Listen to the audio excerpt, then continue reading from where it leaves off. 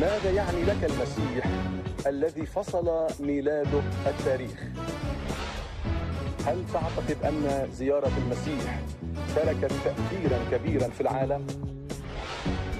هل انتهى دور المسيح بعد صعوده إلى السماء؟ برنامج أكثر من رأي، حوارات وآراء هامة.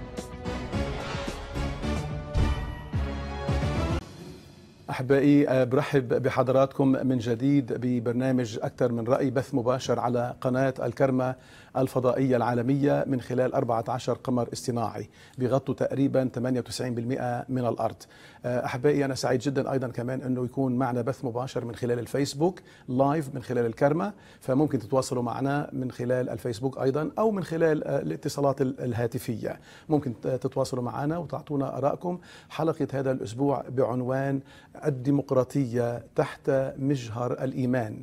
الديمقراطية تحت مجهر الإيمان، وهذا الموضوع رح نتناقشه بنعمة الرب مع ضيفين عزيزين معنا في البرنامج. وطبعا أنا فعلا بشكر الرب من أجلهم، خاصة أنه يعني شخصياتهم ومعلوماتهم وأفكارهم بتناسب أنه تتناقش بهذا الموضوع بالذات. ليش؟ لأنه معنا السيناتور القس. السيناتور القس يعني هو سيناتور بالمجلس النيابي، وهو أيضا خادم للرب القسيس غرين، وهو عضو مجلس الشيوخ في ولاية نيو ساوث ويلز في أستراليا. طبعا نحن مش رح نحولها سياسي، لكن أنا سعيد أنه يكون معنا كرجل سياسي وأيضا كرجل دين، يعني خادم للرب. فأنا سعيد جدا أن أرحب بخادم الرب المبارك القسيس السيناتور غرين. أهلا وسهلا بحضرتك قسيس بول، وأنا سعيد أنك تكون معنا في الحلقة، والرب يستخدمك ويباركك أيضا وأيضا. It's nice to be with you, Pastor John, as per usual, and of course I'm looking forward to today's discussion. آمين. أشكرك. God bless you.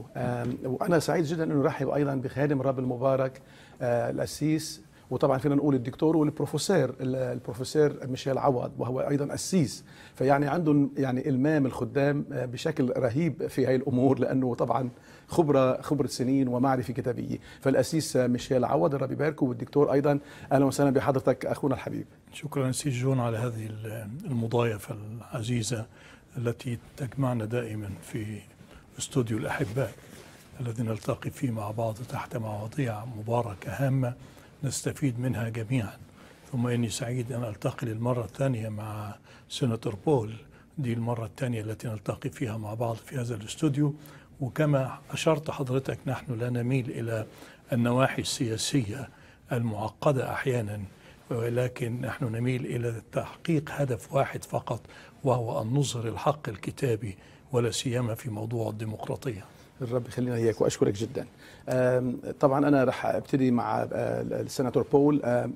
سيناتور، أنا طبعا بشكرك لأنك قبلت الدعوة أنك تكون معنا في البرنامج، ورح نتكلم طبعا بالأمور الديمقراطية من وجهة نظر مسيحية. طبعا الله بحب يعطي الحرية للإنسان. منذ أن خلق الله الإنسان أعطاه حرية. طبعا الحرية أساء استخدامها الإنسان، فعمل مشكلة كبيرة آدم وحواء بالسقوط الأول، وأدت يعني جابت علينا الحرية المطلقة للإنسان، جابت علينا مشاكل لأنه كان اختياره خطأ. لكن هذا لم يمنع أنه الله يعطي للإنسان الحرية الكاملة. بتحب تعلق تعليق أولي حول هذا الموضوع من فضلك؟ طيب، طالما عم بيسمعني السيناتور بول، خليني أنا أرحب أيضا بالأخت اللي عم تترجم لنا. معنا الأخت جيجي ميخائيل، وطبعا الأخت جيجي عم تترجم لنا يعني بتترجم من الكنترول روم، وبتتكلم بأذن السيناتور بول حتى يعني يعرف شو عم بيصير معنا من خلال المحادثات العربية، لأنه إحنا ما رح فينا نتكلم بالإنجليزي إلا إذا اضطرينا. بس هو بيستلم الرسالة وأنا بترجم له لما بيتكلم بالإنجليزي بس، لكن حنحاول ما نعطل يعني مسيرة الحلقة بالعربي. فأرجو أن تكون استلمت السؤال من فضلك من الأخت جيجي. Thank you. Okay. In terms of freedom, obviously God designed us to live in freedom and in fellowship with Him. And of course, as you know, yes. Adam and Eve and of course sin entered the world, and of course that freedom got compromised. And of course, we then moved down down the line a bit in terms of community and how God designed things, and of course, the awesome God who designed, you know, man and woman and the family and the church, and of course governance, then put in place an opportunity for the people to respond to the calls that they didn't want a God over them necessarily, they wanted a king. And of course freedom was suddenly put into a situation of democracy through Samuel the prophet, who basically announced from God about King Saul looking over the people. And really then you start to have this thing where there's king over country, and of course the leadership of how communities were to be divulged from there. شكرا. رح ترجم أنا للأسيس من جهتي. طبعا الأسيس والسيناتور بول كما قلت عم يتكلم فعلا أنه الله خلق الإنسان وقرر أن يكون للإنسان فعلا الحرية الكاملة بالاختيار. طبعا أساء آدم وحواء الاختيار، لكن الله أعطى للإنسان وأيضا للعائلة وللمجتمعات وللبشرية عامة أعطاهم الحرية، لكن أيضا أعطى مجال لبني إسرائيل عندما رفضوا أنه يكون الله هو الملك عليهم. هم اختاروا وطلبوا من النبي صموئيل أن يعين لهم ملك، وطبعا هذه الحادثة بصموئيل الأول الإصحاح 8 و9 و10 قصة شاول الملك الأول على بني إسرائيل. طلبوا ملك، والرب طبعا كانت إهانة ضد الرب، لكن وافق أن يعين لهم ملك، فقال لصموئيل عين لهم ملك. وهذه كانت بداية المملكة، لأن قبل كان في أنبياء تقود الشعب، لكن كانت الخطوة الأولى لبداية مملكة وبداية حكومات. طيب ثانك يو سو ماتش سيناتور بول. أسيس طبعا ناخذ التعليق الأول بحسب ما شرحنا، والفكر العام الديمقراطية تحت مجهر الأيمان. الديمقراطية مفيدة جدا، لكن رح نتكلم قليلا أيضا عن الديمقراطية الصحيحة والديمقراطية المزيفة. لأن كما يبدو أن الديمقراطية حاليا في كل بلاد العالم يساء استخدامها كما يبدو. وإحنا لو شفنا التسلسل اللي وضعه الإنسان لنفسه، ولا سيما في هذا الموضوع، وهو تسلسل كتابي يقودنا إلى أشياء نقدر نستفيد منها كمجتمع روحي أو كمجتمع كنسي عموما. ففي البداية ما كانتش فيه ديمقراطية، لكن في البداية كان في حاجة اسمها البيروقراطية، أي أن الإنسان يتصرف بعقله كما يشاء ويفعل كما يريد، واستخدم الإنسان الحرية التي أعطاها الله لكي ما ينفذ رغبته أو إرادته اللي موجودة فيه. فحول هذه الحرية إلى إنسان يستعبد الجميع، فكره فوق الكل، شخص لا يستطيع أن يقبل أفكار الجميع. فهذه هي البيروقراطية. مع تطور الزمن تحول الإنسان إلى شخص آخر، بدل ما إنه هو يبقى بيروقراطي أصبح أخذ مبدأ التشاور، إنه هو يتشاور مع الآخرين ويأخذ رأي الآخرين، ربما ينصت إليهم ولا يفعل، أو ربما يفعل ما يقولونه. فده كان هدف التشاور. حتى إن الكتاب يقول لنا إن يعقوب أبو الأسباط لما أراد إن هو يخرج من عند خاله لبان استدعى زوجتيه ليئة ورحيل إلى الحقل ليتشاور معهما هل يترك خاله أو لا، لأن ده أبوهما. فلذلك كان هذا هو مبدأ التشاور عند الإنسان، لأنه عرف إن أحيانا رأي البيروقراطية غير صائب، وأن رأي البيروقراطية أحيانا بينعكس عليه بالخطأ، فبالتالي بدأ يتشاور. مع مرور الزمن تطور الإنسان من هذا التشاور إلى الديمقراطية. والديمقراطية هو أنه لا يعتد برأيه ولا يعتد برأي شخص آخر، لكنه يعتد بآراء كثيرين، يأخذ آراء كثيرين. وهذه الديمقراطية هي التي جعلته أنه هو يندمج مع المجتمع ويجعل المجتمع يندمج معاه. فالبيروقراطية تعزلني عن المجتمع، أما الديمقراطية فتحطني مع المجتمع. البيروقراطية تخليني أعيش لوحدي، البيروقراطية تخليني أقول ناخذ رأينا، بس رأي البيروقراطية البيروقراطية تقول خلينا مع بعض نتشاور، وكل واحد يقول رأيه، بس أنا رأيي هو اللي هيكون في الآخر. أما الديمقراطية فلا تقول هذا، تقول لا رأيي ولا رأيك، لكن رأي الأغلبية. وهذا ما عاشت فيه الكنيسة الأولى، بل وهذا ما عاش فيه مجتمع قبل ذلك سنتكلم عنه فيما بعد، وهو ما قبل الكنيسة. لكن في الحقيقة أن نشأة الكنيسة الصح وعمل روح الله فيها، والكنيسة التي كانت تجتمع جميعها بنفس واحدة، تعلموا مع النفس الواحدة أن تكون كنيسة متحدة في الفكر وفي الرأي. وهذه هي الديمقراطية، أن كل واحد يملي رأيه ويقول برأيه، وفي الآخر نحن لا نأخذ بآراءنا، لأننا لا نؤمن بأن آراءنا كلها صحيحة، لكننا نؤمن برأي واحد، وهو رأي الروح القدس الذي يسير الكنيسة ويتماشى مع الكنيسة. تفضل. فهذا هو التسلسل اللي بيوصلنا إليه الكتاب. فنحن لا نعيش في زمان البيروقراطية، لأن هذا الزمان قد انتهى. صحيح الشعب كان عاوز يعيش في هذه الحالة يوم أن قال اعمل لنا ملك، لكن هذا الملك مع مرور الوقت استطاع أنه يحول البيروقراطية إلى ديمقراطية سليمة تعيش وتتعايش مع الكل. وهذا ما رأيناه في داود الملك لم يكن مثل شاول. فشاول أحيانا كثيرة، وهو الملك الأول، أحيانا في كثير كان شاول أنه يميل إلى رأيه وليس رأي الآخرين. أما داود فكان عنده المستشارين وعنده الناس اللي بيتكلم معهم، وفي النهاية كان عنده روح الله الذي يستطيع أن يرشده ويهديه إلى ما فيه الصواب. إذن الديمقراطية تعتمد على آراء صحيحة وأشخاص أصحاء وأفكار صحيحة يمكن أن تندمج بعضها مع بعض لكي تكون فكرة صحيحة لتنشئ مجتمع صحيح. أشكرك جدا. طبعا بالمناسبة أنا حابب أعيدك بعيد ميلادك. أشكرك يا سيدي. حضرتك طبعا مش رح نقول عمرك، يعني بعدك تحت 30 تحت 40.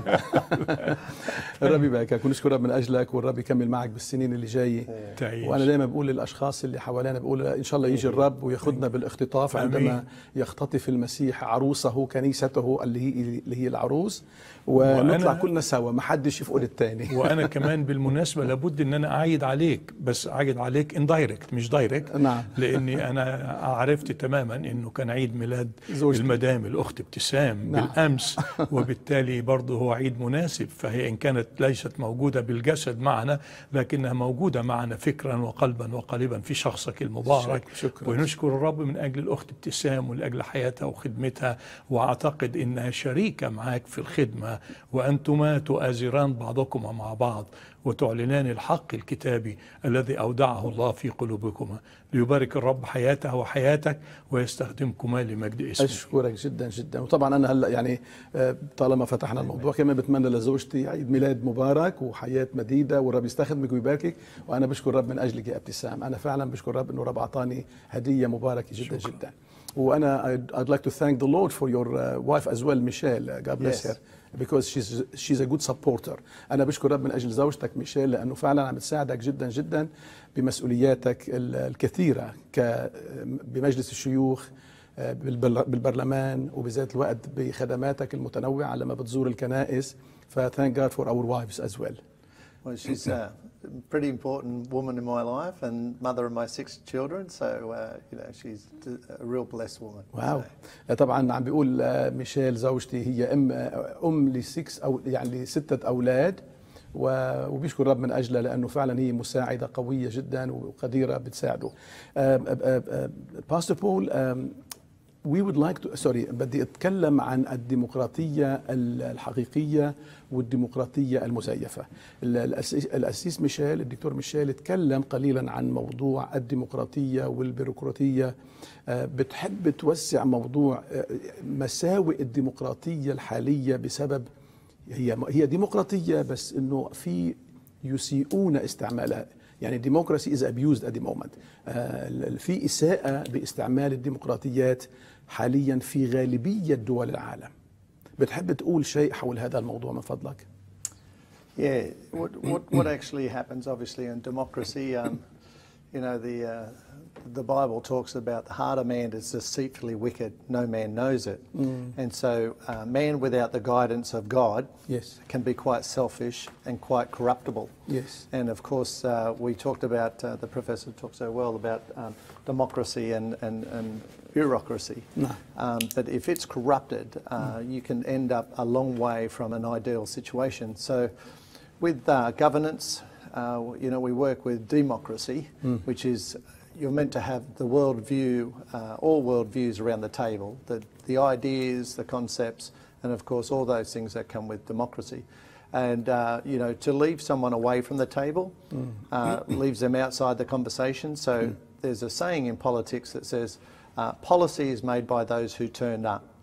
So if you can keep someone from the table that might be able to bring a very important contribution to the debate, you can have a very lopsided belief system or policy or laws. So it's very important that you have all worldviews around the table. And of course, where the Christian Democratic Party comes in is that we want our worldview to be sitting at the table of democracy, because we know that if you don't have our voice around the table, you can end up with lopsided, corruptible sort of outcomes, because people at the end of the day are biased to look after their own interest and go their own way. So we are there around the table in politics, which is good, and we can contribute you know, the things of a Christian worldview to the debate of how we run society, our communities, our marriages, our schools, our hospitals, our welfare systems. You know, the Christian worldview is able to give contribution to all debates in a democratic situation. But if you go to a nation where they don't have democracy, which you don't have to look far, obviously, and you see dictators, you don't get a voice. And if you do have a voice, it will be shut down, even murdered in some cases, or you would be put in prison, and those voices are not heard. So democracy doesn't play a part in a dictatorship, and of course that can leave you far short from a really functioning, strong community, a prospering community. أشكرك جدا، أشكرك جدا. طبعا عم يتكلم القسيس والسيناتور طبعا بول، بيقول إنه طبعا قلب الإنسان شرير. الإنجيل بيقول لنا قلب الإنسان شرير بحسب تكوين الإصحاح السادس، منذ حدثته فالإنسان شرير ما لم يرتبط بالرب ويكون مصاغ بالروح القدس لا يستطيع أن يعطي قوانين صالحة 100%. طبعا عندما بتبعد أي إنسان عن طاولة الحوار، طبعا مش كل إنسان لازم يكون على طاولة الحوار، بس المقصود فيها أنه لازم للشعب يكون في رأي. عندما بتبعد الأشخاص ممكن تخسر بعض الأشياء الهامة اللي ممكن تنتج عنها قوانين مهمة، سياسات مهمة، مخططات، مشاريع مهمة جدا بتخسرها الدولة أو بيخسرها المجتمع عندما لا تأخذ رأي الغالبية. طبعا غالبية الناس الأشرار بيخدموا مصالحهم، لكن إذا كان الإنسان فعلا بده يشتغل بطريقة ديمقراطية صحيحة بيكون في إفادة لدوائرنا، للدوائر الحكومية، للمستشفيات، لكل دوائر الحياة الحياتية في الدولة وفي المجتمع. طبعا الديكتاتوريين، الديكتاتور ما بيسمح بأي كلمة أو بأي رأي يكون مخالف رأيه. من أجل ذلك بتشوف أنه الديكتاتورية بتلاقي أنه كتير بيصير فيها عنف وقتل، وطبعا إسكات الصوت وإسكات الآراء، وهذا الشيء طبعا لا ينفع خالص للمجتمع ولا طبعا الدولة كدولة.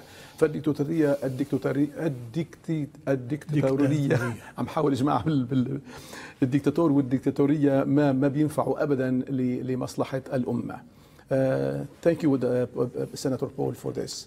أسيس ميشيل، طبعا أنا يعني بدي أتكلم قليلا عن موضوع شخص كتب مرة وقرأت تعليق بيقول إنه فلان الفلاني، بيعطي هو أسماء وأنا من دون ما أذكر أسماء، فلان الفلاني زعيم، رجل أعمال، السيدة الفلانية، بيكتبوا كتير نظريات عن الديمقراطية وبيكتبوا نظريات إنه لازم نعمل كده ولازم نعمل كده ولازم نعمل كده، بس بيقول لك إنه غالبيتهم خارج البلاد، هم قاعدين على الشواطئ، قاعدين في الأوتيلات عم يتسلوا وبيتكلموا عن أشياء عالية وسمو، لكن لا يساهمون فعليا في إنجاح مصالح الأمة أو أي أمة أو الشعب.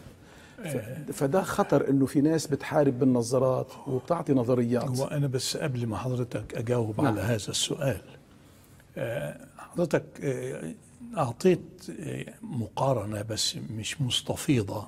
أو سيناتور يعني بول مختصرة. سيناتور بول أعطالنا يعني حاجة بسيطة زي سمرايز كده أو ملخص على الفرق بين الديمقراطية المزيفة والديمقراطية الحقيقية. لازم نفهم ما هو الفرق بين الديمقراطية المزيفة والديمقراطية الحقيقية. الديمقراطية المزيفة هي عبارة عن ديكتاتورية مغلفة من الخارج بالديمقراطية. حلو هالتعبير. دي الديمقراطية اللي هي زي ما بيقولوا حضرتك ايه، التواضع المزيف. يعني ممكن يكون في واحد يقعد مع حضرتك مع حضرتك يبقى في منتهى التواضع والأدب والأخلاق والاحترام والدبلوماسية وكل شيء تمام عنده، لكن من الداخل الكبرياء يملأ قلبه. وأحط آية واحدة للديمقراطية المزيفة من كلمة الله اللي موجودة في رسالة بطرس الرسول الثانية أصحاح 2 وعدد 19. بطرس second Peter chapter 2 verse 19. واعدين إياهم بالحرية. دي الديمقراطية، وبيوعدون بالديمقراطية. لكن ما الشيء الآخر؟ واعدين إياهم بالحرية وهم أنفسهم عبيد الفساد. كما قلت بالضبط، إني من الخارج ديمقراطي لكن من الداخل لا يعرف الديمقراطية. بيشابه إن في أب أو واحد رب أسرة بيقعد مع أولاده مثلا في البيت هو وزوجته وأولاده ويقول لهم أنا راجل ديمقراطي، فعندنا مشكلة في البيت لازم تتحل، فكل واحد منكم يقول رأيه، بس خلي بالكم. إيه هو يا بابا؟ قال خلي بالكم إن رأيي هو الأخير. يعني قولوا أنتوا اللي عاوزين تقولوه، بس أنا لازم أقول رأيي ورأيي هو اللي يمشي. هذه هي ديمقراطية مزيفة، ليست ديمقراطية حقيقية. الكنيسة أو المجتمع الروحي يجب أن لا يكون في هذه الديمقراطية المزيفة. لأن إحنا أساس العلاقة اللي بيننا ما بين بعض بتقوم على حقيقة مهمة جدا، وهي الصدق.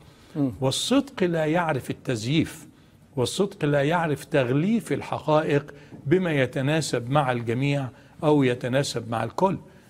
الصدق يجعلنا نعلن بأن هناك رأي يجب أن يحترم، وهذا الرأي الذي يحترم هو رأي الديمقراطية. رأي الديمقراطية هو أن كل واحد يحترم رأي الآخر ويقبل رأي الآخر. شيئين المهمين في الديمقراطية هما أنني أقبل رأي الآخر وأنني أحترم رأي الآخر. وإن لم أستطيع أن أقبل رأي الآخر فبالتالي لا أستطيع أيضا أن أعلن رأيي، لأنني كما أنني لا أقبله هو أيضا لا يقبلني، وكما أنني لا أستمع إليه هو أيضا لا يستمع إلي. لكن يجب علينا في الديمقراطية أن نستمع لبعض، نقبل البعض، يكون آراءنا مرتبطة بعضها مع بعض. لكن في شيء حضرتك ذكرته وهو مأساة الديمقراطية. نعم أمين. الديمقراطية لها مأساة، لها نهاية صعبة. مع مين؟ مع الذين لا يفهمون الديمقراطية، فهم يتكلمون عن الديمقراطية لكن لا يستطيعون أن ينفذوها. أضرب مثل بسيط جدا. لو في مجتمع كنسي كلنا قاعدين مع بعضنا وكل واحد له رأي، وأنا مع احترامي لحضرتك لكن الرأي الأخير طبعا مش هنقول للمسؤول، لكن إن كان المسؤول لا يقبل رأي الآخرين فبالتالي هذا ليس له نتيجة إيجابية. إذن المأساة التي تعملها الديمقراطية هو عندما لا تقبل حضرتك رأيي، وعندما لا أقبل رأي الآخر يمكن أن أخرج من هذا المجتمع ويحدث انشقاق لهذا المجتمع. وبالتالي لماذا الثورات؟ لماذا الانقلابات؟ لماذا المشاكل في داخل المجتمع الكنسي؟ كلها ترجع إلى أن هذه الديمقراطية التي نحن ننادي بها في كنائسنا لم تكن ديمقراطية سليمة، لكنها ديمقراطية غير حقيقية. لذلك إن كان بولس قال هذا الكلام: اخضعوا بعضكم لبعض، ليكن كل واحد منكم مكرم عند الآخر، ليكن كل واحد مقبول عند الآخر، تسربلوا بالتواضع. الرسول بولس بيقول إني مقدمين بعضكم بعض في الكرامة. هذا التقديم اللي بنقدمه بعضنا البعض، هذا يجب أن يكون أو ينتج عنه ديمقراطية حقيقية تستطيع أنها تنقذ هذا المجتمع، سواء المجتمع الكنسي أو المجتمع المدني الذي نحن نعيش فيه. فالديمقراطية لها مأساة، لكن عند الذين لا يفهمون معنى الديمقراطية، وعندما الذين يرفضون أن يتعاملوا بالديمقراطية، وهذا شيء غير مقبول في الوسط الكنسي أو المجتمع اللي احنا عايشين فيه. لكن عندما نطبق الديمقراطية صح، يجب علينا أن نطبقها بحسب ما ورد في الكتاب. وآخذ مثل بسيط جدا علشان نعرف مدى هذه الديمقراطية. سفر الخروج أصحاح 18. سفر الخروج أصحاح 18. في الديمقراطية تفعل ماذا تفعل؟ قال هذه الكلمات: حمى موسى، قال له عدد 19: الآن اسمع لصوتي فأنصحك. رغم مين الأكبر؟ حمى موسى أكبر من موسى، لكن بالنسبة للقيادة مين أكبر؟ موسى أكبر. يعني موسى أكبر في القيادة، لأن الله اختار موسى ولم يختار حمى موسى. لكن لما جه حماه قال له: الآن اسمع لصوتي فأنصحك. فليكن الله معك، كن أنت للشعب أمام الله وعلمهم الفرائض. وماذا تنصحنا؟ قال له: هي دي الديمقراطية اللي أنا عاوزها منك. وأنت تنظر من جميع الشعب ذوي قدرة خائفين الله أمناء مبغضين الرشوة، وتقيمهم عليهم رؤساء ألوف، وهكذا فيقضون للشعب. كان على موسى أن يقول: أنا القائد ولا أستمع لنصيحة أحد، لكن لأنه يريد أن ينفذ الديمقراطية الحقيقية قال: أنت الوالد وأنا القائد، وطالما أنت الوالد فأنا أستمع لك. قال لحماه، قال لحماه: أنت الوالد وأنا القائد، لكن علي أنا القائد أن أسمع لك لأنك الوالد. لأنه حلل بالطريقة الصحيحة وشاف الموضوع منطقي جدا جدا ويناسب الجميع. هذه هي الديمقراطية. يعني طبعا بتحب تتكلم قليلا عن الفكرة اللي طرحها من جهة سفر الخروج 18 عن يثرون كاهن مديان عندما أعطى النصيحة لموسى. كانت نصيحته أنه يعين رؤساء وإلى ما هنالك، وهي طبعا هذه يعني شكل حكومة، يعني كانوا عم بعين حكومة بس عينها. معي الآن على الهواء على التليفون معي ميلان ماكسوفيتش. هو عارف من حضرتك حسب ما عرفت أنا انه حضرتك حتكون معنا على الهواء، فخليني اخذ المكالمه وبنفكر في موضوع يثرون كاهن مديان، كيف عين رؤساء والى ما هنالك، وكان هذا الامر لمصلحه شعب اسرائيل في البريه in the wilderness، في البريه. اهلا وسهلا معي ميلان. I would like to welcome you to my program. God bless you. Thank you for calling. Good afternoon and God bless you, my dear friend Pastor John Nammour, and special regards to your honorable guests. And also I'm sending you special regards from my family who is watching this program. Thank you. Allow me just to say it in Arabic. عم بيشكرنا انه طبعا عم يتصل فينا ونحن عم نرحب فيه بالبرنامج، وايضا بيقدم تحياته وتحيات عائلته. بس للتعريف، ميلان شخص مسيحي بحب الرب جدا، انا شخصيا بعرفه، ونازل على الانتخابات في ولاية نيو ساوث ويلز، والانتخابات راح بتكون ب 23 مارس 23 مارش. نازل عن مقعد بروسبكت بمنطقة نيو ساوث ويلز. Yes, please. Would you like to say something specific, Milan? Thanks for calling. Yes. First, I thank you for inviting me to be on Alkarma TV. Me and my family, my wife, she's Syrian from Iraq, and she likes to watch your TV, and many times she translates to me. And especially, I'm encouraged to see Honorable Paul Green, which I support in the upper house. I am actually a member of the board of directors of Australian Christian Nation Association, together with Fred Nile, and also I am standing as independent Christian candidate for seat of Prospect. And also in regards to talking about democracy, it's very important that we are all involved in democratic process. أكيد. Allow me just to say it in Arabic if you don't mind. أنا طبعا هو عم برحب فينا وبيشكرنا مثل ما قلت في البداية، وهو طبعا بيشاهد هو وعائلته الكرمة. طبعا هو ما بيحكيش عربي السيد ميلان مكسوفيتش، بس هو زوجته أشورية وبتفهم عربي، فبترجم له البرنامج اللي بنطلع فيه على الكرمة، برنامج أكثر من رأي، وبترجم له طبعا برامج أخرى.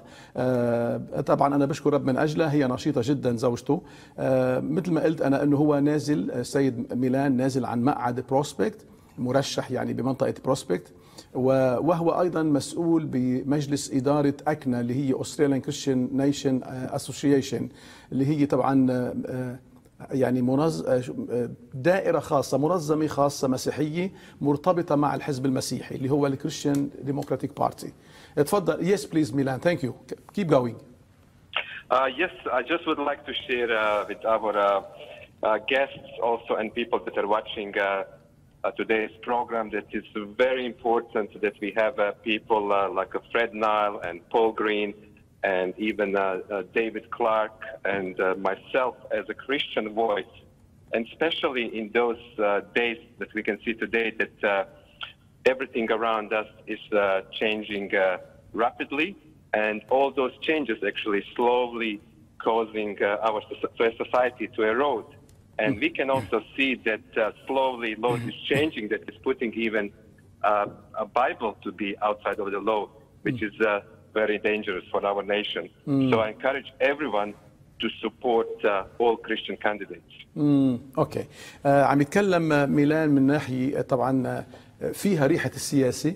طبعا برنامجنا نحن برنامج مسيحي، بس كبرنامج مسيحي وحتى سياسة الكرمة ما بيمنع انه نحن ندعم مرشحين مسيحيين ينزلوا طبعا على الانتخابات. هذا عم بحكي كلامي انا مش ترجمة لميلان، بس ميلان عم بيقول انه هام جدا انه ندعم المرشحين المسيحيين مثل السيناتور فريد نايل والسيناتور بول جرين، لانه السيناتور بول ايضا مرشح على يعني رح يرجع مرة ثانية يترشح بمجلس الشيوخ ب 23 مارس. فمنصلي لاجل جميع المرشحين ومنصلي لاجل السيناتور بول انه ينجح مره ثانيه ويرجع يكمل خدمته في البرلمان في المجلس النيابي، ومنصلي انه الرب ايضا ينجح الاشخاص الاخرين اللي ذكرهم ميلان، فريد نايل، ديفيد كلارك، وهو ايضا ميلان بالذات. وعم بيقول انه يعني الايام والمجتمع الحالي عم يتغير تدريجيا الى الأسوأ، بشكل انه عم بيصير حتى صعبة انك تستخدم انجيل او تفتح كتاب مقدس او تحطه في اماكن عامة،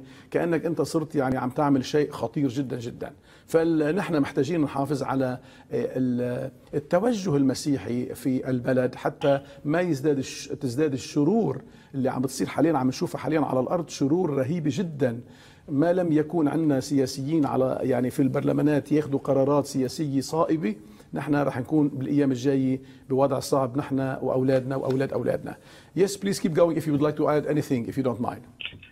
Yes, I would like to add that these are the times that are trial for all of us, but God always provides, and we know this. We can see this over and over in the Bible.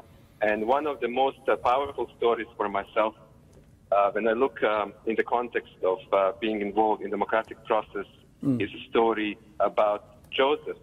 So Joseph was a person who was actually put in charge as a second prime minister of one of the most powerful nations in the time of need, when actually whole nation of Egypt was going through famine. And I trust in the Lord, I trust in the God, and I know that God is raising up leaders. And I'm just calling other people to put their voice up and also to support and also to volunteer as well to support our candidates such as Paul Green, myself. امين. اوكي. Yeah, allow me to interpret, and I would like to thank you for this call. Yes, it's very important. We pray for you and we pray for the rest of the candidates. May the Lord bless you all. السيد ميلان عم بيقول انه طبعا انا اثق انه الله بدبر، الله مش حيسيبنا. الايام صعبه والايام الجايه صعبه، لكن الله دبر. مثل ما كان في مجاعه في مصر، ومصر كانت اقوى مملكه في ذلك الزمان، الله اقام يوسف ابن يعقوب ابن اسحاق ابن ابراهيم، كان هو رقم 2 في المملكه، في مملكه مصر، مملكه الفراعنه. والرب طبعا استخدمه بايام المجاعه واستخدمه بقوه طبعا. واصلي انه وبيقول ميلان انا اثق انه الرب سيقيم ايضا قاده عندهم خوف الله، بيخدموا طبعا مصالح الأمة وبمجدوا الرب. وأيضا أنه بصلي أنه من القادة أنه يرفعوا أصواتهم ويحكوا ضد الشرور اللي عم تصير، وينادوا بتنفيذ الأمور الصحيحة، يعني مثل بيقولوا العدل وغيره. وأيضا هو عم بيقول أنه كمان إذا في مجال حد يشترك معه ويساعده في موضوع الانتخابات، يعني يكون موجود على الأرض بيوم الانتخابات الظاهر كما أظن. طيب thank you so much brother Milan. would you like sorry بتحب تضيف أي نقطة على اللي قاله ميلان وبعدين بنكمل على الموضوع اللي سألتك إياه؟ Yeah, good day to Milan, and thanks for calling in. Milan's right. We really need strong, good leaders, and a good place to start is with those that obey the Lord. And certainly in Parliament, it's very, very important that, you know, there's all sorts of people, and some are driven for their own prosperity, and others are driven by their desire to do good in the community, and then others are desiring to do good for, you know, wider purposes. So Milan's absolutely right. There is an election around the corner. There's a lot of people in the race, and just encourage people out there to know who your candidates are. Where they hold on different issues that are important.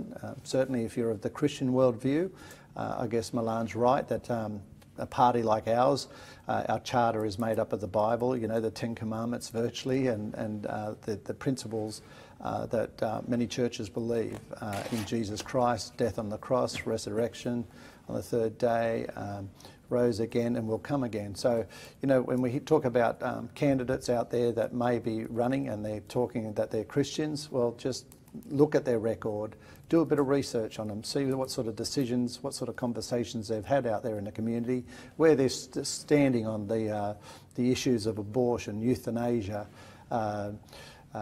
safe schools, which is the gender fluid program. Check out and just make sure you do a bit of research about your candidates, because you can end up voting someone that really isn't going to follow your desire and your worldview. So do your homework, make sure that the people that you are backing, if you've got a Christian worldview and you want a Christian in Parliament, Christian Democratic Party is a very good place to start. We've got 38 years on the record, and you could look at our voting pattern, and it would be right down the line of what we believe the Lord would have many Christians vote for, and that is His ways, His truth. He wants us to prosper, so that's important, which is out of Jeremiah 29:4-7. You know, God told His people, the Israelites, when He brought them across from Jerusalem into Babylon, He didn't tell them to sit there on their hands and just whinge and sulk that He put them in another place, but He told them to get up, plant gardens, build houses, give your sons and daughters in marriage, and increase in number. And He told His people, He said, I want you to increase, not decrease. And then He said a couple of things, Pastor John. God further spoke through the prophet Jeremiah and said, I want you to seek the peace of this community, which was Babylon, by the way. So He didn't take them somewhere nice, as the history that Pastor Michel would be able to tell us so well. Babylon was not a nice place to be put as probably Christians or Israelites, and God told them to pray for the peace of that area, seek the prosperity of that area. And then He says something really profound. He says, if it prospers, the area where I've put you, and you've seen its prosperity, you too will prosper. And I guess, you know, that's the heart for the Christian Democratic Party and Christian candidates that are following the laws of God. And God checks our heart too. It's not just people. Like, you know, if you're crossing God, he can find a way to cross your back. I think I have to make it short because look, I will translate everything, but I think it's better maybe to divide it so that we don't miss out anything. No, fine. Thank you. Yeah, allow me just to say it in Arabic. طبعا السيناتور بول، ومثل ما قلت دائما سيناتور وقسيس، هو بيقول انه طبعا في قاده بيعملون مصالحهم بسبب الانانيه، وفي قاده امناء بالبرلمان طبعا بيعملوا مصالح الأمة بخوف الرب. طبعا بيحيي السيد ميلان وبيشكره لأجل المكالمة، وبيقول أنه فعلا أنه لازم نحن نختار بالطريقة الصحيحة المرشحين اللي عندهم الإيمان والنظرة المسيحية، مش الأمور اللي بتخرب. يعني في كتير مرشحين اسمهم مسيحيين لكن قراراتهم لو راجعنا تاريخهم بالبرلمان لوجدنا أنهم يقفون مواقف ضد الكتاب المقدس وضد مشيئة الله. وطبعا يعني نحن بيقول عن نفسه يعني كحزب الحزب المسيحي الديمقراطي، لأنه هو سيناتور، بس سيناتور يعني من الحزب المسيحي الديمقراطي Christian Democratic Party، بيحترموا وصايا الله، طبعا بيآمنوا بموت وقيامة الرب يسوع المسيح. المرشحين اللي هم معهم يعني هو والسيناتور فريد نايل دائما قراراتهم كانت عبر 38 سنة قرارات هامة جدا تخدم المصالح المسيحية. وطبعا الحزب المسيحي بقاله 38 سنة في البرلمان بممثل يعني بفريد نايل، السيناتور فريد نايل ورئيس الحزب، وزوجته كانت أصلا قبل إلين نايل طبعا انتقلت وصارت عند الرب ماتت، بس كانت سيناتور هي كمان موجودة، وبول حاليا موجود سيناتور بول. فيعني عم بقول انتم راجعوا تاريخ الحزب المسيحي كيف كان عم يخدم بأماني مصالح الأمة طبعا بخوف الرب. وتكلم عن إرميا، ما قاله الرب بإرميا 29 أي 4 لغاية 7، بيتكلم مع بني إسرائيل لما كانوا بالسبي، وبيقول لهم إنه أثمروا واكثروا وصلوا واطلبوا سلامة المدينة التي سبيتكم إليها حتى يكون لكم بسلامها سلام. فكونوا أنتم أمناء، صلوا واشتغلوا واعملوا كل شيء، كونوا طبيعيين وأثمروا ولا تقلوا. فطبعا نحن كمسيحيين مفروض نعمل الصالح. أنا رح أتكلم رأيي هلأ، مش رأيي اللي قاله بول، رأيي أنا. حتى لو شخص مسلم عم يسمعنا، اسمعني كيرفولي، اسمعني باهتمام أرجوك. عندما تنتخب شخص مسيحي حقيقي، مش بالاسم، في مسيحيين كثير اسميين أشرار. عندما تنتخب شخص مسيحي حقيقي بخاف الرب وبيمشي بحسب كلمة الله المقدسة الصالحة، حتى أنت كمسلم رح تستفيد منه. لأنه حاليا لو إجانا وعم يجينا نواب باستمرار أشرار عم بيطالبوا بأنه يعملوا أشياء بالمدارس، قالها السيناتور بول، بالمدارس أشياء غلط مع الأولاد. يعني في أمور بالمدارس عم تصير بقوانين بتضر أولادنا، في أشياء من جهة نوع الجنس ذكر أو أنثى، ففي تمييع لشخصية الولد أو شخصية البنت ممكن يقولوا لها أنت ما تقولي أنه أنا بنت، أنا ولد، يمكن يكون أنا يوما ما ولد، تعمل عملية وتغير وتصير صبي. يعني أشياء كثيرة، أمور متنوعة ذكرها. موضوع القتل الرحيم، اليوثنايجيا، كثير هلأ مثلا عم بيطالبوا أنه يصيروا الشخص العجوز أو المتألم جدا أنه يطلب أنه يقتلوه بحقنة ويموت، ما بده يتوجع، لكن هذا انتحار. ففي أشياء كثيرة يجب أن نحافظ نحن على ناس يحترموا إرادة الله في المجتمع، وهكذا تنمو الأمة بخوف الرب.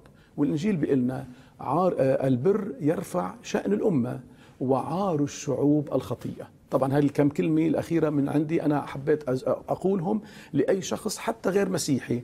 انتخب المسيحي لأنه ما بيضرك. وعلى فكرة المسيحي ما بيكره أي شخص، والشخص المسيحي الحقيقي بحب المسلم، بحب أي إنسان مين ما يكون، لأن علمنا الرب نصلي لأجل الجميع ونحب الجميع ونخدم الجميع، لأننا كلنا مخلوقين على صورة الله كشبهه ومثاله. Thank you so much. Maybe we'll discuss Jethron story a little bit later on.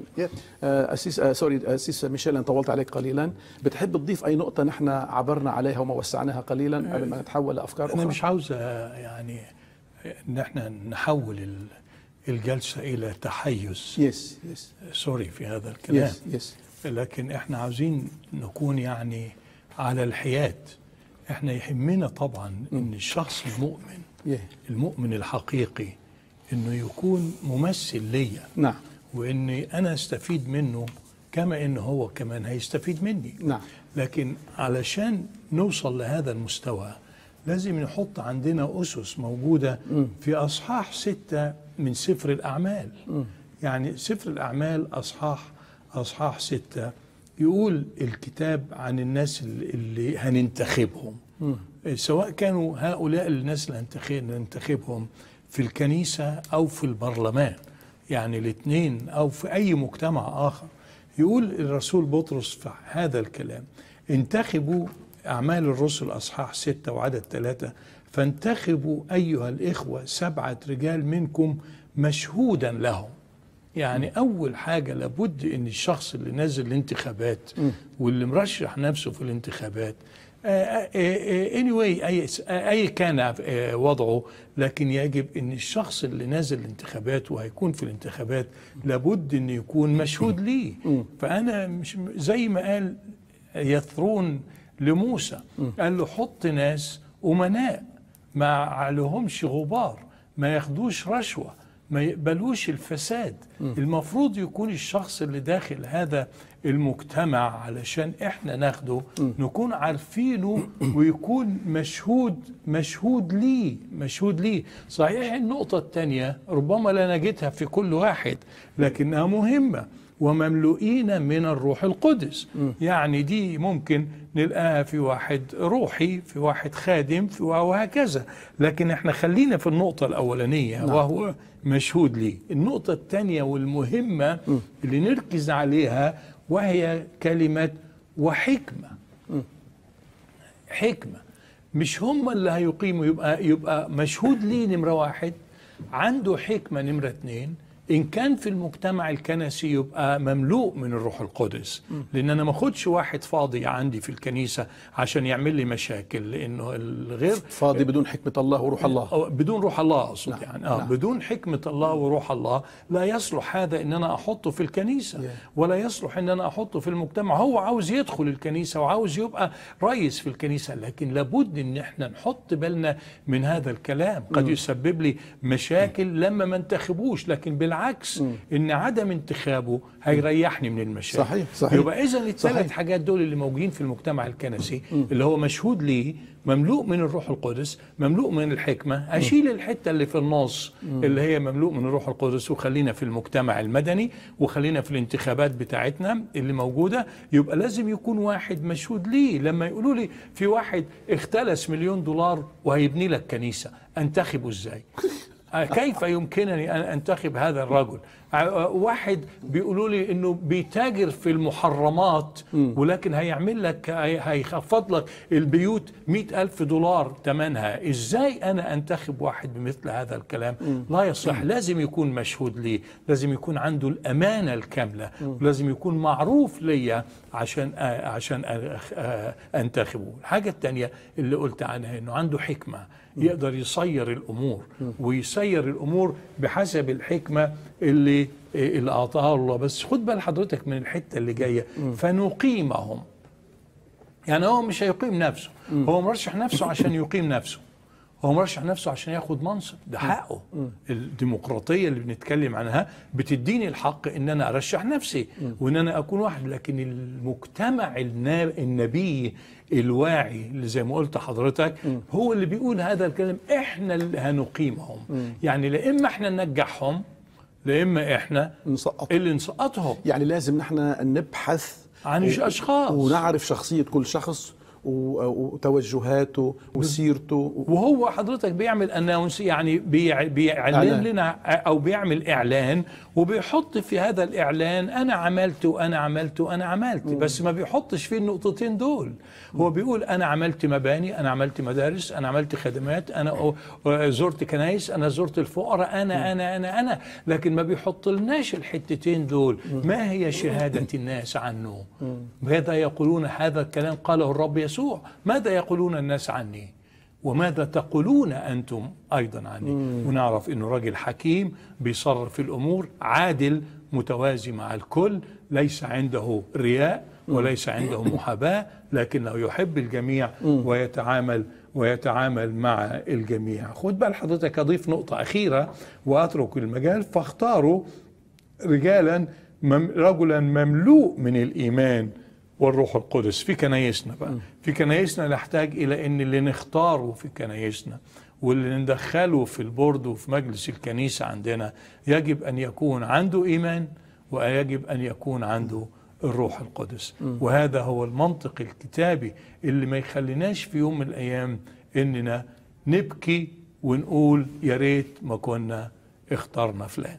لكن خلينا في البداية نفهم كل واحد ونعرف كل واحد، وإلا ما كانش الرسول بولس قال في كورنثوس الأولى 2 والعدد الأخير: وأما الروحي فيحكم في كل شيء وهو لا يحكم فيه من أحد. طيب لو طولت أنا قليلا على السيناتور بول بالحديث، يعني لما المسيح له كل المجد، مع أنه نحن نؤمن أنه المسيح أعلن عن نفسه أنه هو الله الظاهر في الجسد مرارا وتكرارا بطرق متنوعة، والأنبياء قالوا أنه هذا هو الله الظاهر في الجسد. ما ننكرش هذا الكلام لكن الكتاب بيقلنا لما قرر أن يعين الاثنى عشر أيوه بيقول لك قضى الليل كله في الصلاة كابن الإنسان علشان يوصل لهذه الحقيقة، حتى يعين المعينين ويختار منهم أيضا يهوذا الذي سيسلمه.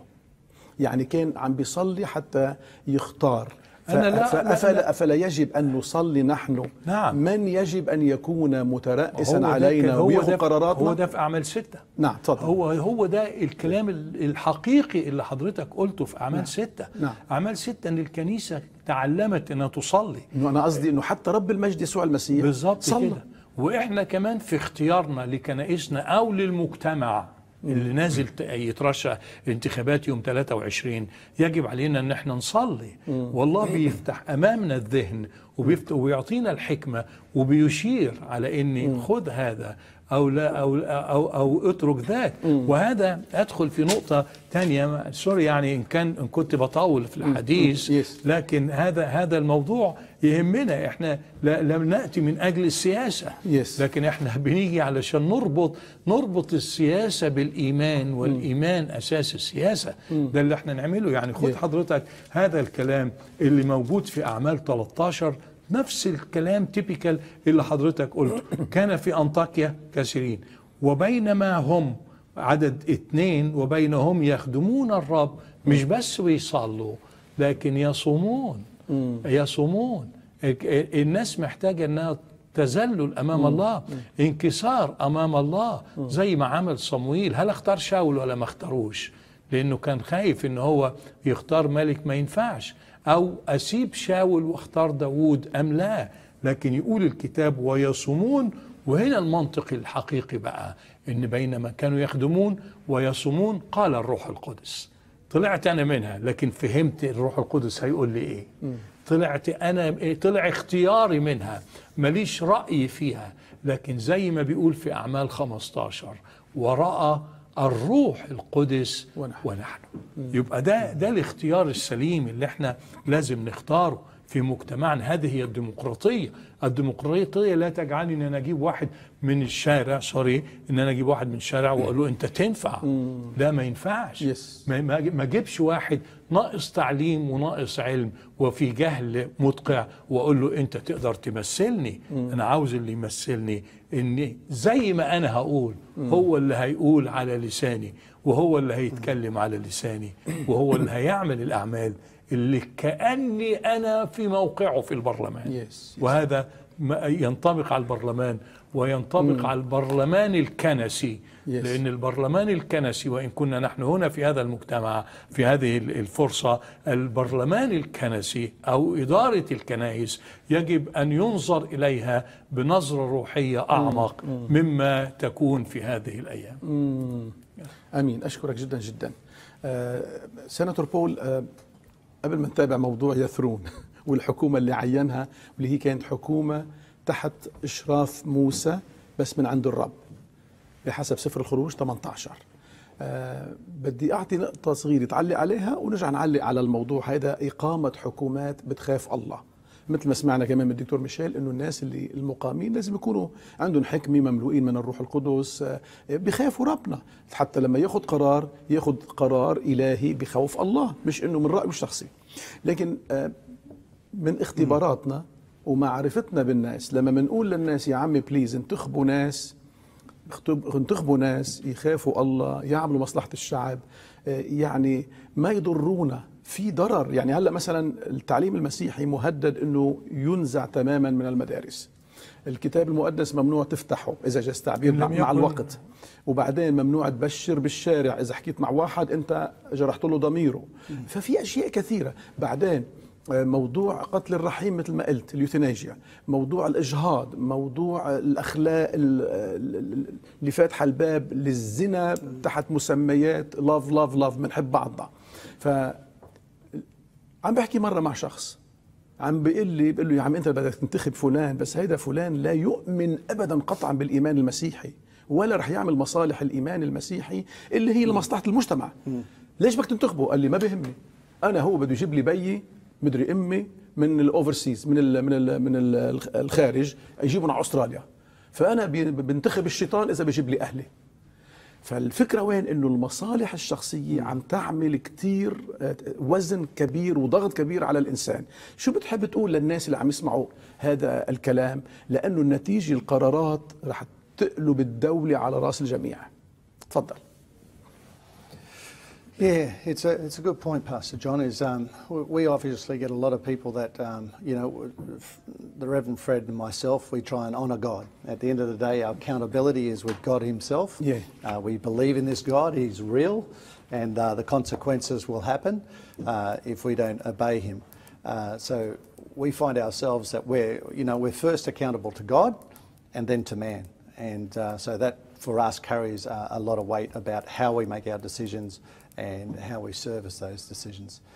Secondly, in terms of people, we always get really frustrated because there's people out there that will vote for people because they said they went to church once, or they did this once, or they had some Christian input once, but not for a minute does that person serve God in their daily life. They say, look, that was interesting, but it's not who I am, it's not what I follow. And so people tend to make their decisions thinking that those people are Christian, and they are not. Thirdly, there's just people just genuinely have a different worldview, and they choose to serve the God of their world, whatever that may be. It might be Mammon, it might be power, it might be glory, it might be it might be just simply that they want to just do good things, and that's not dishonourable in terms of wanting to do good things for your community. But at the end of the day, people and I like what the Old Testament says, where it says, they prayed, they thought through who their leaders were going to be, because they knew that if they got godly leaders, and godly leaders would bring them safety and security, and that's a pretty good thing with leaders. And the Reverend Fred and myself, we don't have lots of people in Parliament, but we have 2 people in Parliament, and we hold what's called the balance of power. And that is, we've been given the ability to say yes and no, and those final decisions will either allow the government to go forward or to have to think some other way. So our decision making is really powerful. So we have to be prayerfully considered about what we're doing, and that's the type of leaders that Jethro was telling Moses. You just don't go out and get a bunch of people that can get 20 people, 50 people, 100 people, or 1,000 people together, and you're in charge of them day and night. It's much more than that. You've got to lead them spiritually, mentally, physically, socially. You've got the full responsibility. So you can't just do one and leave the spiritual out. It's one whole package, holistic care. Okay, thank you so much. Let me explain it, and then I will take a phone call from the offices as well. طبعا السيناتور بول بيقول انه انا والسيناتور فريد نايل بالانتخابات، وطبعا نحن جماعه من خاف الرب، بهمنا اول شيء راي الرب، وطبعا راي الناس اللي طبعا يعني بينتخبوهم حتى يعملوا الامور الصحيحه. طبعا في مسؤولين كثير، ناس بيروحوا يعني اسمهم مسيحيين، ممكن تشوفوا بالكنيسه، بس عند الانتخابات والمصالح ما بيعرف شيء، بيعمل كله ضد مشيئه الله. في ناس كثير طبعا عالميين وعندهم طبعا تطلعات عالميه، هم نواب يعني مرشحين حتى ينفذوا امور عالميه للذين انتخبوهم، يعني هم احرار، بس برضه لازم نكون احنا حريصين كيف نختار الاشخاص المناسبين. الرب سمح، بيقول السيناتور بول، الرب سمح انه هو والسيناتور فريد نايل من الحزب المسيحي CDP انه يكونوا في موقع القوه والاختيار، يعني الاحزاب متعادلة بأعضائها. فلما بيجي اثنين من مجلس الشيوخ بيوقفوا مع جهة معينة من الأحزاب، يا بيقبلوا يا بيمشي القرار يا أنه بيوقفوا القرار. ليش؟ لأنه الرب عطاهم نعمة وسلطة أنه يتخذوا القرار المناسب الذي بيفيد الأمة وبمجد الله. عندما عين موسى رؤساء، ما جاب 10 20 30 100 شخص وقالوا يلا تعالوا نعملكم رؤساء. جابهم بالطريقة الصحيحة، يخافوا الله ويصلوا وياخذوا قرارات مهمة لمصلحة الأمة. وهذا الأصول نحن لازم يكون عندنا هذا التفكير. عنوان الحلقة ما ننسى أنه الديمقراطية تحت مجهر الإيمان. نعم في ديمقراطية، لكن نحن يجب أن نكون حريصين كيف نختار أي إنسان يترأس علينا وينفذ أمور العالم. ليش؟ لأنه بيجي وقت إذا واحد شرير بيطير كل الأمور الصالحة وكل الأشياء المفيدة للمجتمعات وبيدخل الشر والفساد. بتخسر أول واحد أنت أولادك، وبتخسر بناتك، وممكن تخسر زوجتك أو زوجك، وبتخسر أشياء كثيرة عندما يعم الفساد في كل مكان.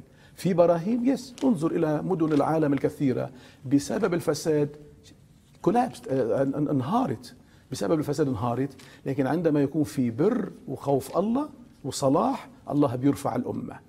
معنا الدكتور رامز صموئيل. أهلا وسهلا دكتور رامز، ربي باكك. أشكرك لأجل المكالمة دكتور رامز. أهلا وسهلا. هلا بيك دكتور. هلا بيك ربي باكك. ازي حضرتك؟ اشكرك وبسلم على ضيوفك الرائعين الموجودين في الحلقة. اشكرك جدا لاجل الاتصال. ازي حضرتك؟ اشكر الرب. الحقيقة انتوا في استراليا وانا هنا في امريكا، ولكن الروح واحد. ربي باكك ويحفظك. حتوصل امتى على سيدني؟ ان شاء الله اوصل يوم الجمعة الصبح. الجمعة صباحا. ربي باكك. الجمعة صباحا يعني عشية بنكون سوا، في المساء بنكون سوا بالمهرجان. انا مستني اليوم ده بفارغ الصبر. الحقيقه انا يعني بحس استراليا بلدي الثاني وبيتي الثاني، وفعلا ارض الروح القدس حقيقي. ربي باكك. خلونا بصلواتكم من اجل هذه البلد حلو، والرب عم يستخدمنا بقوه لزرع الكلمه ولاجل اعلان شأن الايمان. لكن ما تنسى انه في تزايد بالشر، ونسبه الارتداد عن الله تتزايد. عندما عملوا احصاءات لقوا انه في كثير تزايد بانه ناس عم تترك الايمان بالشكل العام. تفضل اخي. الحقيقه سي جون، موضوع الحلقه موضوع مهم قوي. نعم. ولانه فعلا عار الشعوب الخطيه. الخطيه فعلا عار. وكل ما الانسان بيسمح نفسه انه يعيش في الخطيه، كل ما حياته بتتدمر، وكل ما بيبعد عن الرب فعلا ما تكون حياته ليس لها طعم وتكون حياه بلا معنى. نعم. ولكن خلينا نتفق على بعض الاتفاقيات، انه بسبب تكبر الانسان وبسبب ان الانسان عايز يبعد عن الله والكبرياء دخل، اصبح ان كل الموازين مقلوبه. بالنسبه للموضوع اللي انتم بتتكلموا فيه، موضوع مهم جدا جدا جدا. الحقيقه من فتره قليله قوي في نيوجيرسي هنا عندنا اصدروا قرار ان لازم يبقى في تعليم في المدارس عن المثليين. لازم يدرس. وده هنا عباره عن يعني الحقيقه ما بقاش ديمقراطيه، بقى الاقليه بتفرض نفسها على الاغلبيه. ليه انا اثرت هذا الامر؟ لانه الناس اللي وضعوا في المنصب ليس عندهم خوف الله، بل هم بيتبعوا اجنده شخصيه او اجنده حزب معين، ونتيجه هذه الاجنده بيسمحوا بان اجنده قليله بتاع القليلين هي اللي تفرض نفسها على الاغلبيه. عشان كده فعلا موضوع الحلقه دي مهم ان الناس كلها، والمسيحيين قوه مش قليله، والإيفانجيليكالز اللي هم الناس البروتستانت او المسيحيين نسبه كبيره في العالم، مش نسبه قليله. عشان كده لو كل واحد اخذ دوره هيقدروا يكونوا بيأثروا في المجتمع ويختاروا اشخاص يكونوا بحسب فكر الله، والنتيجه ان نقدر نوقف حملات الشر الرهيبه اللي موجوده. حاجه ثانيه مهمه قوي، انه مهم جدا ان كل شخص يوضع في المكان الصح. يعني قد يكون ممكن بعض الاشخاص لهم كاريزما ولكن ما عندهمش امكانيات ان هم يعملوا المركز اللي هم يتحطوا فيه او اللي يختاروا ليه. عشان كده برضو مهم انه عشان كده بيقول انه مخافة الرب او رأس الحكمة هي مخافة الرب. نعم. رأس الحكمة هي مخافة الرب. نعم. يبقى الشخص اللي هيكون ما عندوش مخافة الرب مش هيكون عنده حكمة. علشان كده لما حاسس الموضوع الحلقة مهمة قوي كذا عنصر. اول حاجة انه احنا محتاجين كشعب او بنختار نصلي عشان ربنا يدينا حكمة نختار مين ويكون ده بحسب مشيئة الرب. الحاجة الثانية نصلي ونتشفع ان ربنا يدينا ناس سيناتور زي سيناتور بول يكون عندهم مخافة الرب، لانه دول يوقفوا عمل ابليس في البلد. لان خلي بالنا حاجة، كل ناس ما بتصليش البلد اللي هم فيها ومش بيهتموا بالبلد بتيجي على اولادهم، لان هيطلع ناس يكونوا بينفذوا اجندة شيطانية. نعم. والنتيجة دي تتنقل للاولاد. وانا شفتها هنا في نيوجيرسي. في نيوجيرسي الولاية الثانية في أمريكا اللي دلوقتي أقرت قانون إن لازم يدرسوا ويدوا تاريخ المثليين للأولاد في المدارس. ليه؟ يبقى في ضغط نعرض الأولاد إن هم عليهم يسمعوا الكلام ده. ونفتح أفكارهم للأمور الجنسية والشهوات الشريرة بسن مبكر جدا جدا. ده غلط. ده غلط. إجبار. يعني إجبار بيصدروا قانون إن هم بيجبروا المدارس إن يعلموا الأولاد تاريخ المثلية. وضد إرادة الأهل أيضا. وضد إرادة الأهل أيضا. بالظبط. وده يعني فرض إن الأقلية بتفرض نفسها على الأغلبية. طيب. الحاجة الثانية يا أستاذ جون إنه عايز أقول إنه الكنيسة ليها دور مهم. نعم. الكنيسة زي المدرسة الحقيقية. فإذا كانت الكنيسة فيها صلاة فيها مخافة ربنا هتطلع جيل للمجتمع، جيل صالح. نعم. وجيل يكون فيه الدكتور والمحامي والسياسي عشان كده أنا بقول إن الكنيسة ليها دور مهم. الكنيسة المفروض ما تتنازلش عن الدور بتاعها، ما تتشغلش في مجرد البرامج الكنسية وتترك المجتمع. وده هيأثر في الديمقراطية، لأن أصبحت ديمقراطية ليها خوف الله، مش ديمقراطية مفتوحة. الديمقراطية بتنتهي عن ان انا بأثر في الاخر. طب اذا كان الاقلية هتفرض نفسها على الاغلبية ما اصبحتش الديمقراطية. عشان كده انا بقول الكنيسة ليها دور مهم، ان الكنيسة تكون سبب بركة للمجتمع. طيب أشكرك جدا. وطبعا أحبائي للتذكير، يمكن البعض منكم شاف بوسائل التواصل الاجتماعي أنه في مهرجان لمسؤول عنه الدكتور رامز صموئيل، المهرجان الكرازة والصلاة. رح بيكون في عدة أمكنة في سيدني وبتصور بملبون، مش هيك يا دكتور؟ بملبون كمان؟ تمام. في سيدني مارس 8 و9 و10، وفي ميلبورن الأسبوع اللي بعده اللي هو هيكون 16 17 18. اوكي. اللي حابب ياخد يعني فكره عن الموضوع، في عندك مركز خاص يزوروه حتى يشوفوا المعلومات كلها؟ خدمه الصلاه الدوليه. على فيسبوك. اوكي، خدمه الصلاه الدوليه.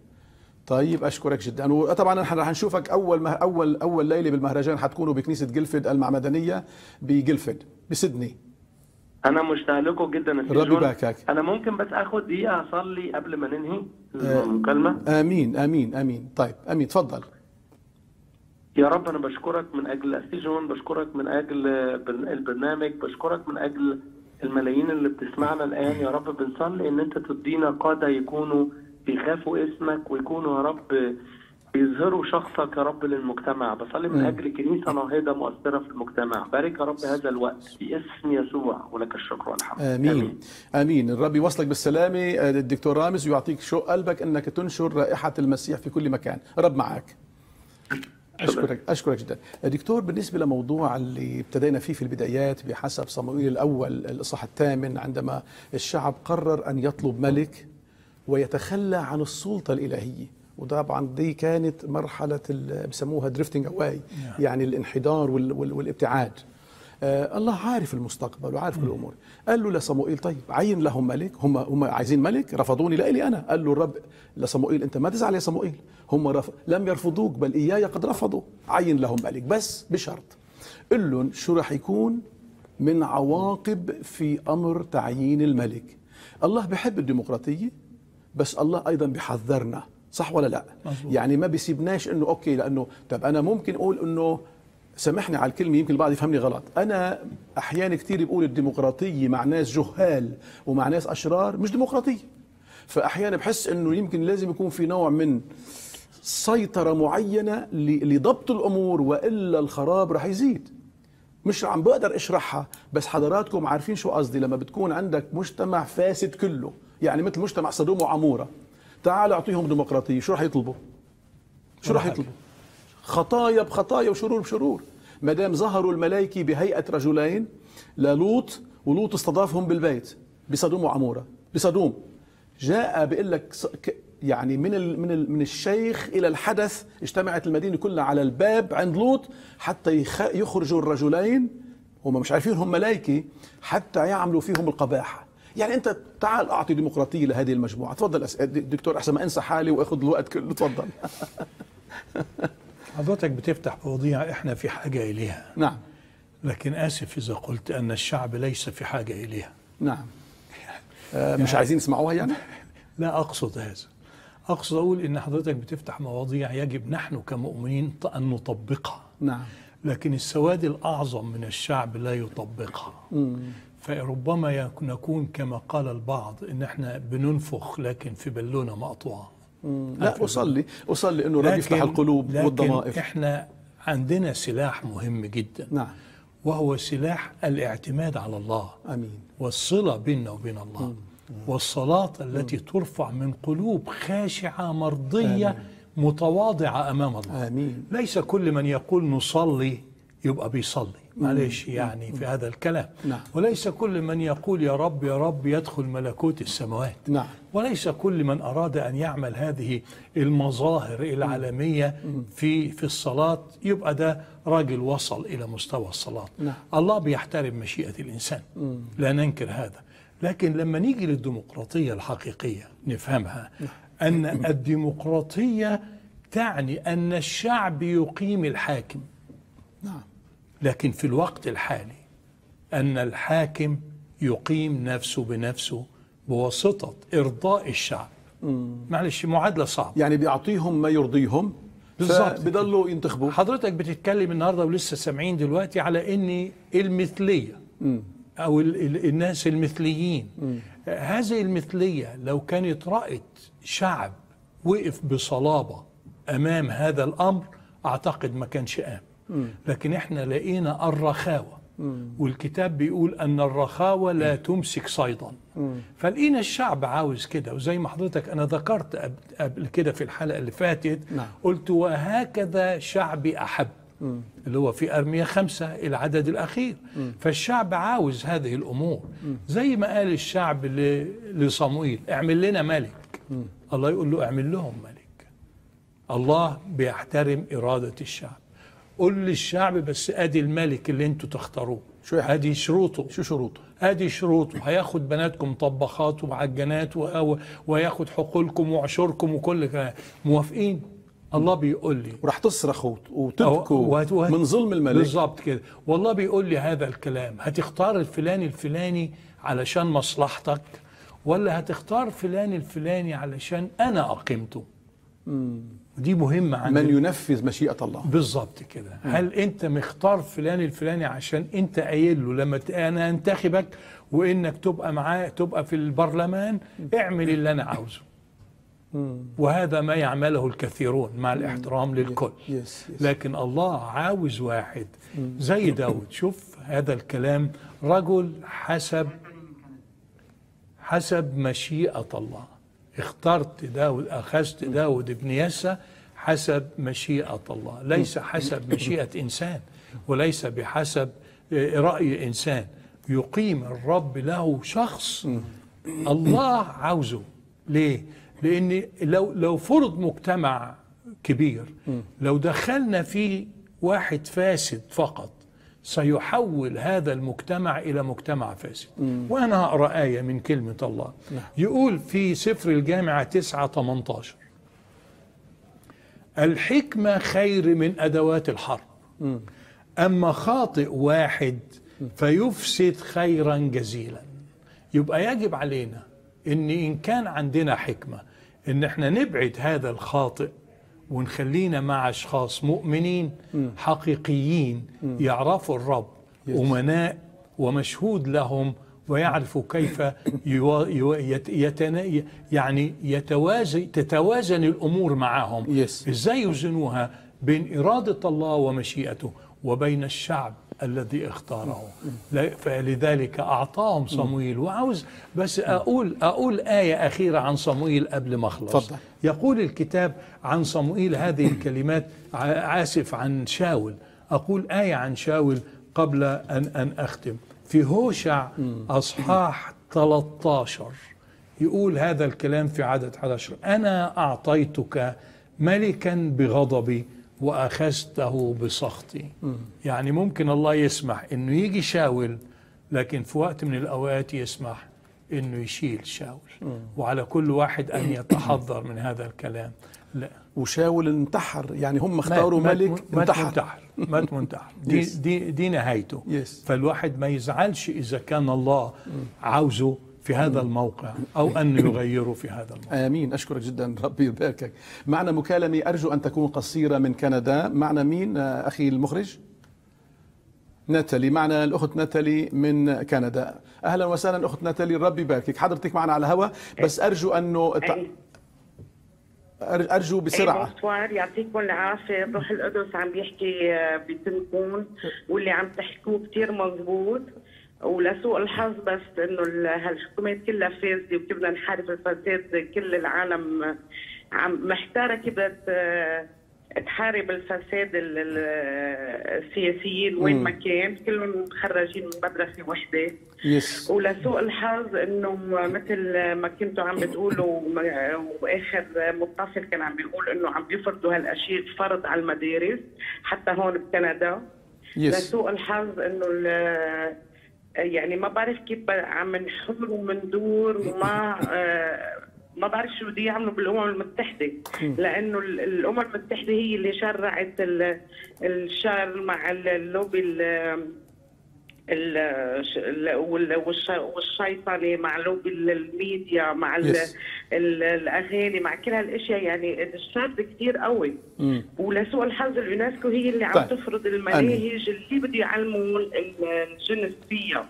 حتى هون صار بده كمان بكندا عم بيفرضوا يعلموا الترانسجار، بده يحطوه بالمدارس ويقولوا لهم يحطوا براسهم انه هيدا كله شيء طبيعي وشيء نورمال وشيء.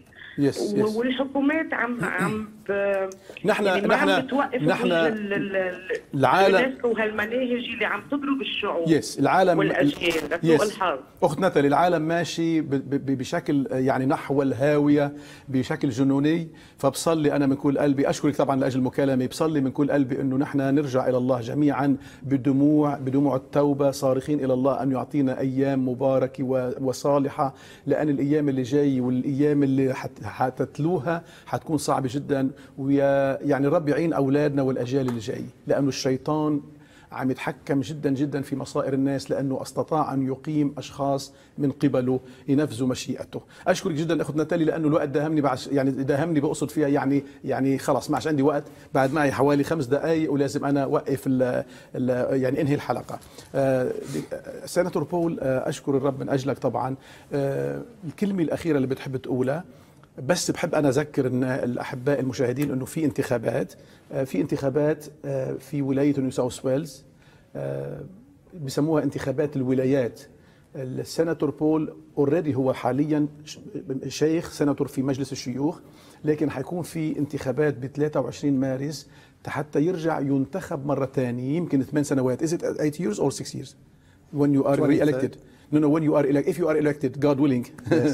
You are elected for 8 years or 6 years. Okay. إذا رجع انتخب مرة تانية بيكون كمان 8 سنوات تانية يبقى في المجلس النيابي، في مجلس الشيوخ اللي هو مجلس التشريع.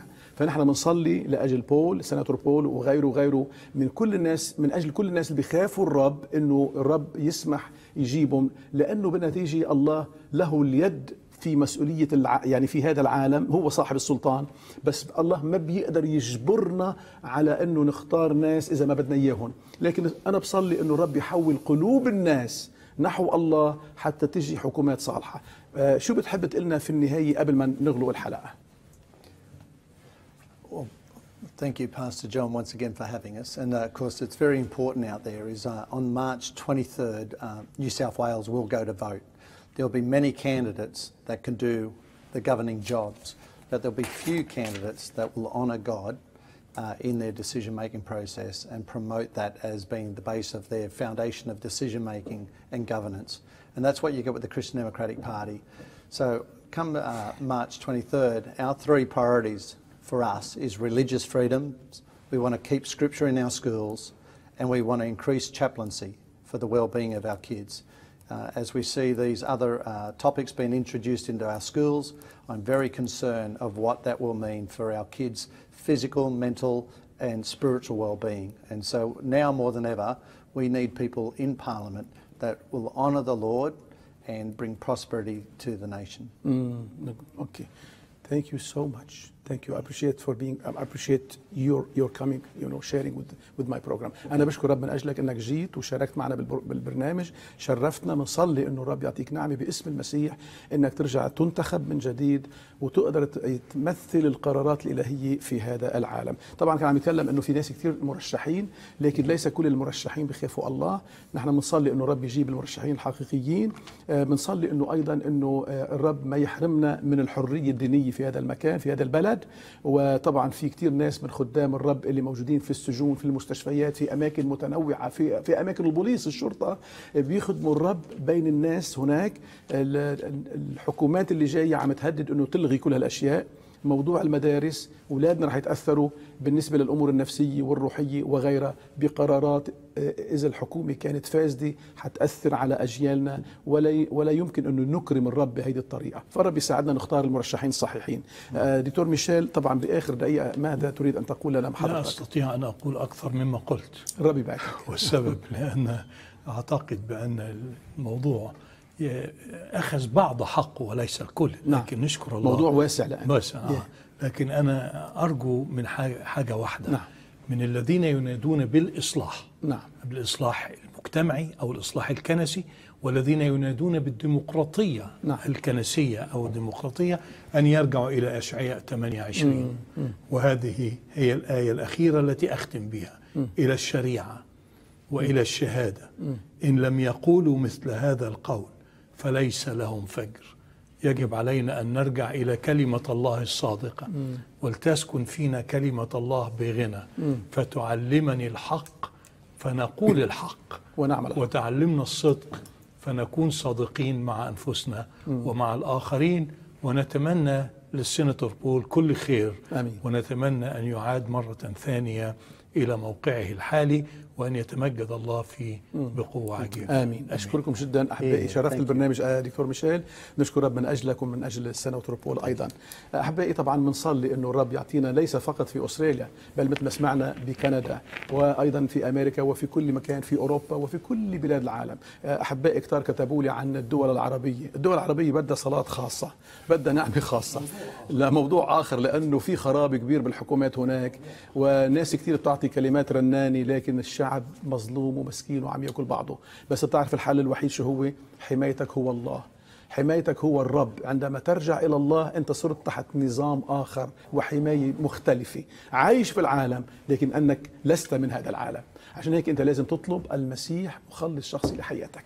قل له يا رب بسلمك حياتي، أنت مخلصي، مت على الصليب من أجل حبك لي حتى ترحمني وتخلصني وتعطيني حياة أبدية. أنا بسلمك نفسي، أنا تائب إليك، غسلني بدم صليبك، بدم الذبيحة. الدم الذي سال على الصليب هو دم ذبيحة. ذبيحته هو وحده بيقدر يغفر خطاياك. ما في شيء بيغفر لك خطاياك إلا دم المسيح. الكتاب جزم على ذلك، وأي لاهوتي بيقول لك العكس قل له أنت إنسان جاهل في الكتاب المقدس. الكتاب المقدس غايته المسيح، والقديس بولس قالها بصريح العبارة: لأن غاية الناموس أي غاية الشريعة كلها هي المسيح للبر. يعني بتقبل يسوع بتاخد البر. عشان هيك قل له يا رب ارحمني وخلصني قبل فوات الأوان. طبعا في حكومات شريرة نعم، وفي ناس كتير أشرار نعم، لكن نحن كمسيحيين قبلنا المسيح، نحن ما فيش خوف علينا. لو بتهتز كل الأعمدة كل واحد منا له حماية خاصة. بس قلبنا حزين على الناس المظلومة بسبب جهلهم واختيارهم للحكام الأشرار. إلى اللقاء أحبائي في حلقة جديدة. أنت أن المسيح في مجيئه، الرب معكم.